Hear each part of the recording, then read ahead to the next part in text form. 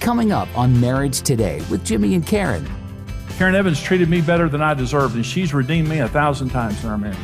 She's come after me. She's done the right thing when I was doing the wrong thing many times, and I've redeemed her too.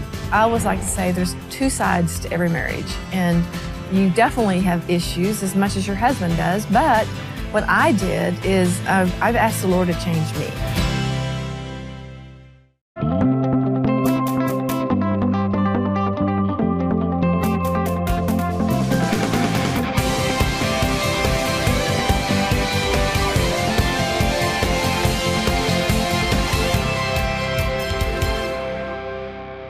Let me talk about the 5 main choices that we have when our spouse hurts us, okay? So there are 5 basic choices. So your spouse does something, your spouse says something, and I know y'all have good marriages. I mean, you're here at a marriage conference, you're teachable people. And so you're here to kind of tune up your marriage. But even in the best marriages, we still say things from time to time that hurt each other. We do things that, we shouldn't do. So how are you going to respond? This is the question. When your spouse does something that hurts you and you don't like, how are you going to respond? Let me give you the first choice. Righteously responding to our spouse in an honest, loving, and timely manner. In other words, your spouse does something that you don't like, and you walk up to him righteously and say, honey, can I talk to you for just a minute? I love you. I think you're great. We're on the same team. That bothered me when you said that. The second is receive the hurt and frustration and hide our true feelings. This is where passive-aggressive behavior comes in. In other words, you hurt me, I'm going underground. I'm going to act like everything's okay, but I'm going to start, eating potato chips in bed. I know you don't like that. I'm going to start, turning the TV up louder. I'm just going to do things that I know you don't want me to do, and I'm not going to do things I know you want me to do. And this is going to destroy our intimacy, destroy our passion, and now I'm being dishonest about how I feel because I'm going underground. Okay, it happens all the time where people do this. Number 3, reject our spouse when they hurt or frustrate us. And this is just, again, it can be overt or covert, but listen to this. Hebrews 13:5 says this. God says this. This is covenant language. I will never leave you nor forsake you. On day 1 of our relationship with God, He makes us 2 promises. He will never physically desert us, and He will never turn His heart away from us. Leave means physical, forsake means emotional. So day 1, and we're going to do some things that Jesus doesn't like. Anybody agree with that? We do every day. And so here's what God says day 1 of the relationship. You know something? I'm all in. I love you. I'm all in. I'll never leave you or forsake you. And here's what it means. There'll never be a moment in eternity where God is not focused on you emotionally. Let me say that another way. All bad things happen when you turn your heart away from your spouse. They're not meeting your needs. They're hurting you. They're saying things that you don't like. They're doing things that you don't like. And in response to that, you just reject them. And again, it can be overt where you call them names, you're angry, you're sarcastic, you just overtly put on your green zip-up jumpsuit and go in the garage and build something for 30 years. My neighbor, I used to have a neighbor did that every night, put on his green zip-up jumpsuit, and he hated his wife, and went in the garage and built something. So, what are you going to do? But understand this. All bad things in marriage happen the instant you turn your heart away.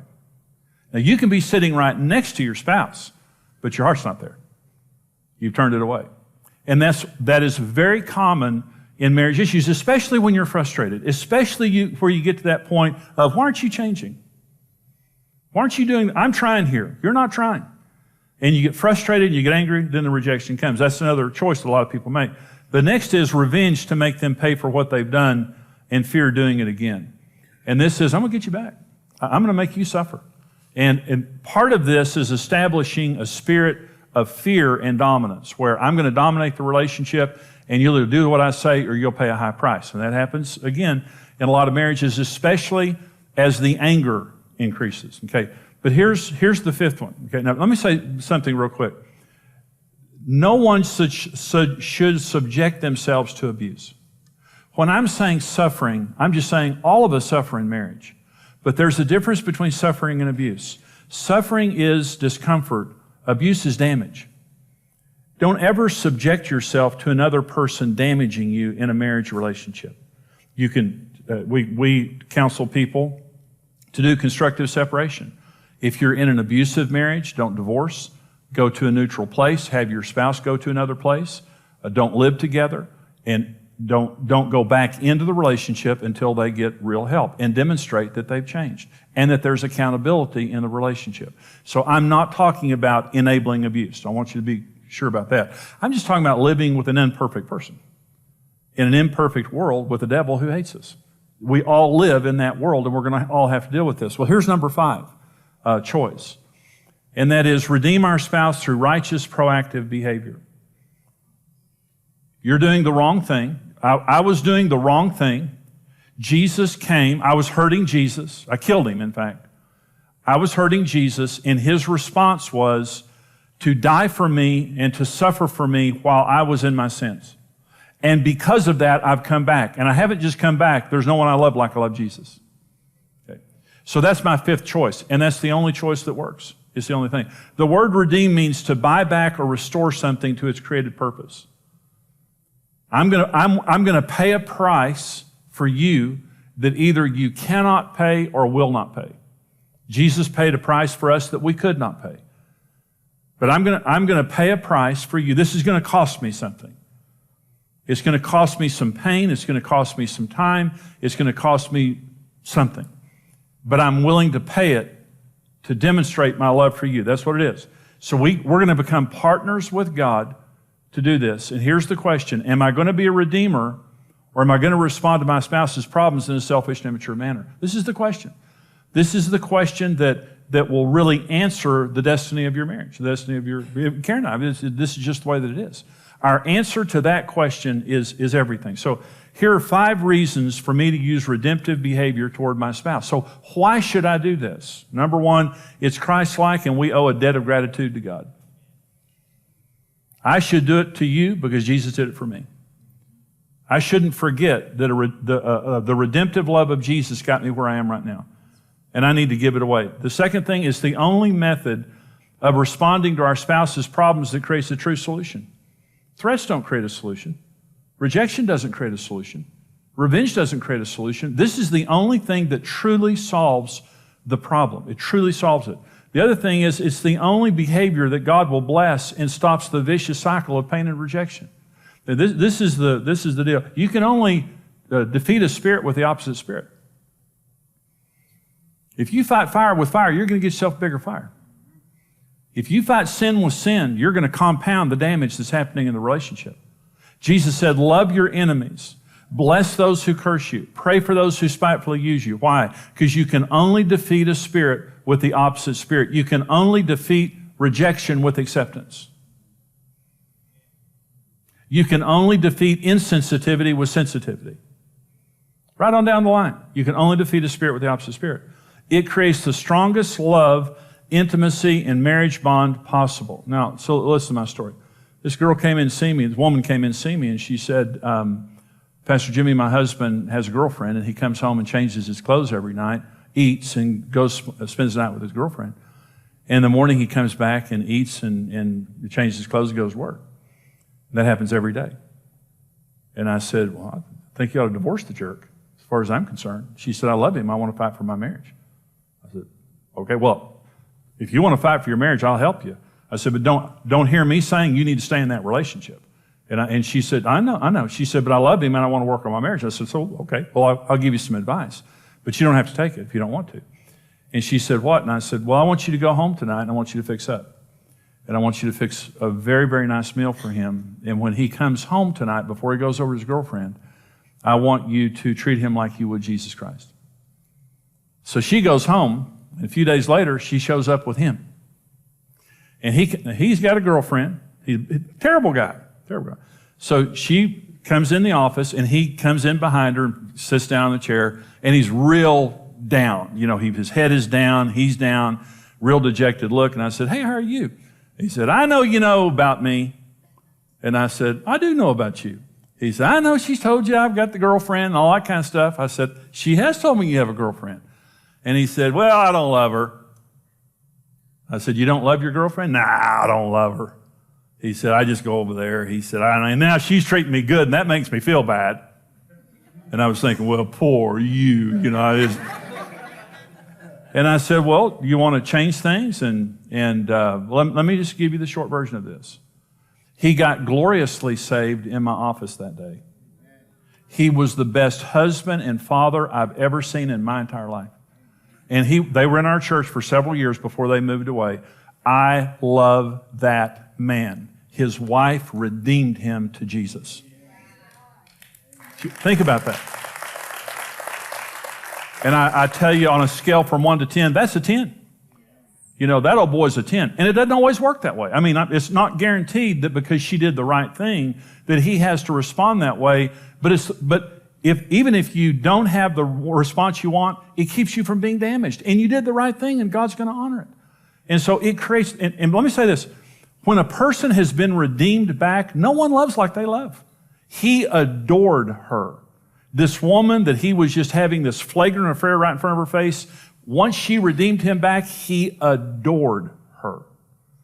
Once you have been redeemed by a person, there's no greater bond, there's no greater intimacy. The devil could never talk me away from Jesus because the devil's never done anything for me. Jesus did everything for me. I love him because of the price that he paid for me when I was in my sins. And that's why I love Karen Evans. Karen Evans treated me better than I deserved, and she's redeemed me 1,000 times in our marriage. She's come after me. She's done the right thing when I was doing the wrong thing many times, and I've redeemed her too. When she's done things, to me that I didn't like or hurt me or whatever, I've had to make the decision. I'm not going to reject her. I'm not going to respond in kind. I'm not going to turn my heart away. I'm going to do the right thing for her until she comes back around. And it works. And it's the only thing that works. The other reason that we do this is because it's what Jesus would do. If we're disciples of Jesus trying to be Christ-like, let me say one other thing. It's the right example to your kids. You don't want your kids living in a home where there's conflict and fighting and bad words and all of those kinds of things. And again, I'm not talking about enabling abusive behavior. I'm talking about being Christ-like in the face of suffering, because we're all going to suffer. So let me finish this message by talking about the rules for redemptive love. So this is 1 Peter chapter 2. For to this you were called, because Christ also suffered for us, leaving us an example, that you should follow his steps, who committed no sin. There was no deceit found in his mouth, who, when he was reviled, did not revile in return. When he suffered, he did not threaten, but committed himself to him who judges righteously, who himself bore our sins in his own body on the tree, that we, having died to sins, might live for righteousness, by whose stripes you were healed. For you are like sheep going astray, but now you have returned to the shepherd and overseer of your souls. Let me give you the rules of redemptive love. Number one, you can't sin even if you've been sinned against. If you sin, it's not redemptive. Jesus died for us while we were in our sins. He didn't sin. He committed no sin. That's what 1 Peter 2 says. We can't sin. 99% of marriage counseling is me listening to a person who did the wrong thing, justifying it because of what their spouse did. I know I said that to her, but let me tell you what she said. I knew I threw the remote at him, but let me tell you what he did. And this is what you're hearing in marriage counseling. You can't justify this. You're just building a bigger fire. You're fighting fire with fire. You're not going to put it out until someone does the right thing. And I love this saying, the best person does the right thing first. If you're the better spouse, you'll do the right thing first, and you won't justify sin. Number two, you can't use your mouth to seek revenge or to try to produce results on your own except for righteous and loving speech. It says when he was being reviled, he didn't revile in return. When Jesus was on the cross, they were just lambasting him with all kinds of insults and mocking him and all that. Jesus could have opened his mouth and destroyed all of them. But he didn't respond in kind. And the Proverbs 18 says that the power of this, Proverbs 18:21, death and life are in the power of the tongue, and those who love it will eat its fruit. And let me say, we live in a vulgar, smart alecky society, don't we? And you watch movies and TV and you just see our society, people are using their mouths to destroy people, literally to destroy people. And if we're going to be redeemers, it means this thing right here has got to change. And we cannot use this to hurt. We cannot use this to seek revenge or put another person down. In fact, when you're redeeming, you're speaking destiny into a person who's not acting like it right now. Literally, you're calling into existence that which is not as though it were. And that's what faith does, and that's what redemptive love does. Number three, you have to trust God for the results as you put your faith in Him. See, marriage problems test your faith in God. They really do. 1 Peter chapter 2, or 1 Peter 3, it says, in the same way, you wives, be submissive to your own husbands. Men and women are equals. It's talking about an attitude. Be submissive to your own husbands, so that even if any of them are disobedient to the word, they may be won as they observe without a word, as they observe your chaste and respectful behavior. And then it talks about a gentle and quiet spirit, which is precious in the sight of God. The promise in 1 Peter 3 is a woman can win her husband without a word as he observes your respectful behavior. And then it says, a gentle and quiet spirit is precious in the sight of God. A gentle and quiet spirit is the spirit of a woman who has faith that God is powerful enough to change her husband. See, when I'm using redemptive behavior on Karen, the focus isn't Karen, the focus is God. I'm God's partner. And Karen's struggling, or Karen's going through something, or she did something I didn't like, or she said something I didn't like, and my tendency, and maybe I said something to her and she didn't respond the way I wanted to respond, and my tendency then is to get angry and to go underground, or to reject her, or turn my heart away and put on my green zip-up jumpsuit or something like that. What redemptive love says is, no, I'm going to fight for her. I'm not turning my heart away. And I'm going to love her the way Jesus loved me when I was in my sins. And what I'm believing is, as I do that, she's going to come back around. It works every single time. Not maybe in 2 hours, but it'll work. And what happens is the relationship gets stronger and stronger. It just becomes a natural instinct that when something bad happens, you don't do the wrong thing, you do the right thing. And God honors that. You fall more in love than you've ever fallen before, just simply because it works. And here's rule number 4. You have to be willing to do the right thing for someone who's doing you wrong. You have to meet their needs when they're not meeting yours. And that's real hard for some people. You have to be willing to bless them while they're cursing you and pursue them while they're ignoring you. It's kind of quiet in here right now. And that's what redemptive love does. You're not meeting my needs. What am I going to do? I'm going to meet your needs. You're being sarcastic, whatever. What am I going to do? I'm going to bless you. You're distracted. You're ignoring me. I'm going to pursue you. But the focus isn't you. The focus is my great God and how big He is to change your heart. And when He's changing your heart, you have somebody to come back to. I'm not angry. I'm not your enemy. I'm not bitter. I'm not going to talk down to you. I love you. Well, I hope you enjoyed that teaching. This is from a seminar that I do called Our Secret Paradise. It's a 6-part seminar series with a lot of really great information to bless you in the area of your marriage. And we want to put these resources into your hands right now for your gift of any amount to support us here at Marriage Today. Now, we're a ministry and a mission, and we hope that you've been blessed by Marriage Today, but we go all over the world helping people to succeed in marriage, helping people to heal from bad marriages, also helping families to stay together and little kids staying together with their parents. So when you give here to Marriage Today, I hope it blesses you, the resources that you get. But understand you're blessing a lot of people. Right now, for your gift of any amount, we're going to send you the CD single, The Secret of Building a Lasting Marriage. It's a great teaching, and you can either have it on CD or an MP3 audio download. It's your choice with your gift of any amount, and the information is there on your screen of how you can get it. Also, with your gift right now of $55 or more, we'll send you the full 6-part CD series, Our Secret Paradise, with the book, Our Secret Paradise. For your gift right now of $90 or more, we'll send you the full DVD series along with the book, Our Secret Paradise. This is great information. It can save your marriage. It can take your marriage from being okay to good or good to great. It can also change your family for generations. Honestly, it can. It's worth the investment. We hope that you'll get this resource as you give to the ministry here. You're blessing us. We want to bless you back with these resources. Here's how you can get them. Discover the keys to a satisfying and passionate marriage with the series Our Secret Paradise. For your gift of $55 or more, you'll receive the CD series and book. For your gift of $90 or more, you'll receive the DVD series and book. In this series, Jimmy will show you the foundations for establishing peace and intimacy, keys to becoming your spouse's best friend, and how to defeat the real enemy of your marriage so that you can have a secure, satisfying, and passionate marriage the way God intended. We're building something great. We've got to count the cost because it's going to take us every single thing we have. And this is going to be challenging. The other side of that thing is we're going to succeed, and it's going to be the most awesome thing we've ever done in our lives. For your online gift of any amount right now, we'll send you the teaching, The Secret of Building a Lasting Marriage, available as an MP3 audio download or CD single. You can have a marriage that lasts happily ever after. Create your own secret paradise today.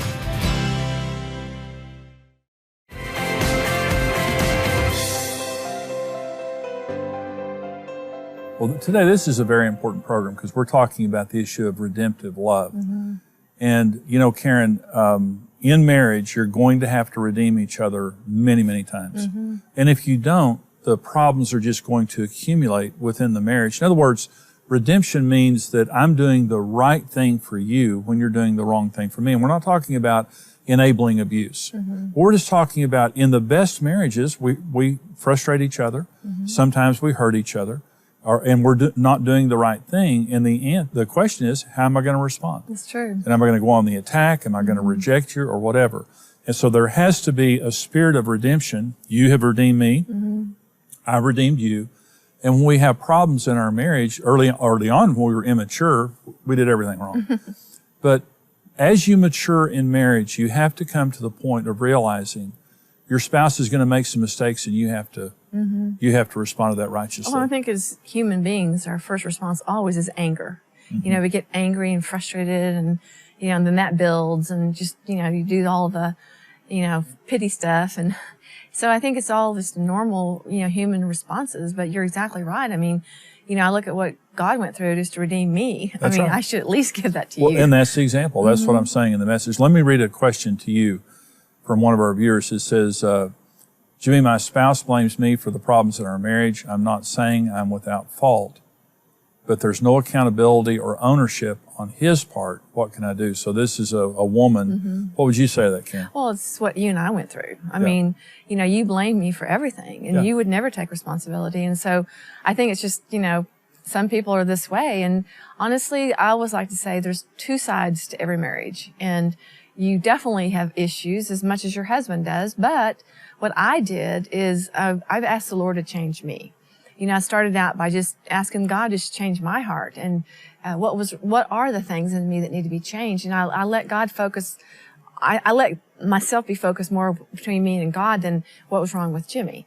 And so I think that's huge. Yeah. And so I just allowed the Lord to work on me. And then I just started praying. I mean, I prayed constantly. I was always in my prayer closet, just crying out to God. And most of the time I didn't, you know, even think that God cared enough to hear. Most of the time I felt like, you know, he likes him better because he keeps acting this way. And so, you know, so it was hard. I mean, but I hung in there and I kept believing. Well, and you treated me better than I deserved. Exactly. But that's part of redemptive behavior. And I didn't lose faith that God could change both of us. Well, see, when the Bible, regarding redemptive behavior in 1 Peter 3, it says to women, you can change your husband without a word as he observes your chaste and respectful behavior. Well, you know, some women would say, well, I'm not that way. You know, I don't have that gentle and quiet spirit the Bible talks about. It has nothing to do with that. But no, it doesn't. And the point being, when a woman has that spirit, it is faith in God. Mm-hmm. The reason that I don't have to use my mouth to change you is because my God's going to change you. Mm-hmm. The reason I don't have to be ugly towards you to change you is because I'm trusting God that as I'm doing the right thing, that he's going to change your heart. And see, that's what changed me, is you focused on yourself, you focused on God, and you treated me better than I deserved. And that's what changed, ultimately that's what changed me. And let me say this, I was an unrighteous man. And if you would have come at me unrighteously, I would have won. I mean, we would have divorced. It would have destroyed our marriage. But you came at me righteously, and that redeemed me. And so, it's the secret of every great marriage. It's just, you're not going to have the marriage you want if in response to all of your problems, you go on the attack, you blame, things like that. I'm not saying that your spouse isn't a problem. I'm not saying that they don't have issues. But when you change, your marriage changes. And when you get on God's side, you're on the winning side. And God is a redeemer. He doesn't reject. He doesn't attack. He redeems. That's the only reason we love Jesus, is he came to redeem us from our sins and to win us back toward him. So we hope that this is helpful to you today and that it will encourage you in your marriage and family relationships. Thank you guys for standing with us financially. There's information on your screen about how you can give to us here. at Marriage Today. Please give your most generous gift right now to help us keep coming back to you, but also going across America, around the world, helping people succeed at marriage, keeping children together with their families. Thank you so much. We'll see you next time. God bless you.